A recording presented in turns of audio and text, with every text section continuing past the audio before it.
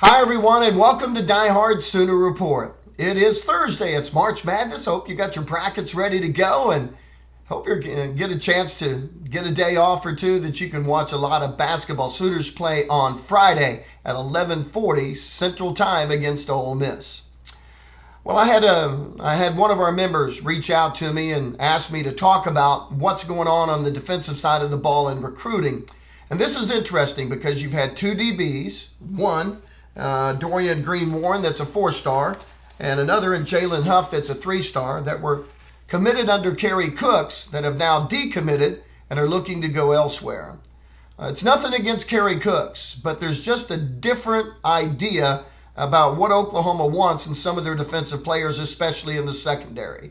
Warren is 5'11", 6 foot tall. I think he's a very, very good player. Huff, though, is listed at 6 foot. He's about 5'10", and he's been measured out. And the coaches looked at both those players, and they didn't think they were as explosive enough or as big enough as they really wanted.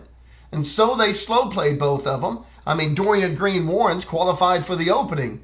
But Oklahoma, and even though they let him know, his family said, it sounds like that they're just taking us because we've been committed. We're going to the opening, and they really want a different style of player than my son, and that's what's his father talking about this, and that Oklahoma really has. And this is the gamble, or this is what Oklahoma's rolling the dice on. And one thing, it's great. They know what they want. They're identifying what they want. They're going after what they want.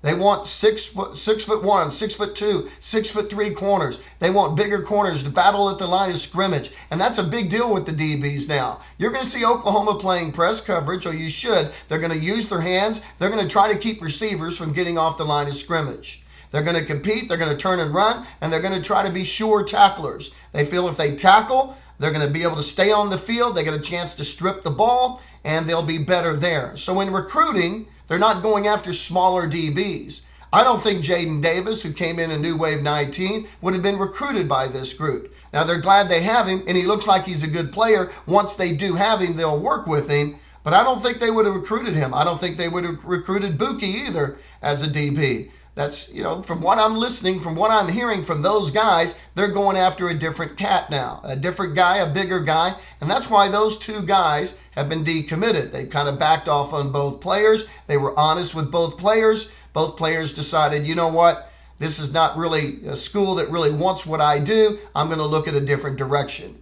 It's alarming that Oklahoma doesn't have a defensive commitment at this point, but often under Lincoln Riley, this has been the case. And so I really believe they are on guys they really, really want. We've talked about Ryan Watts. We've talked about, some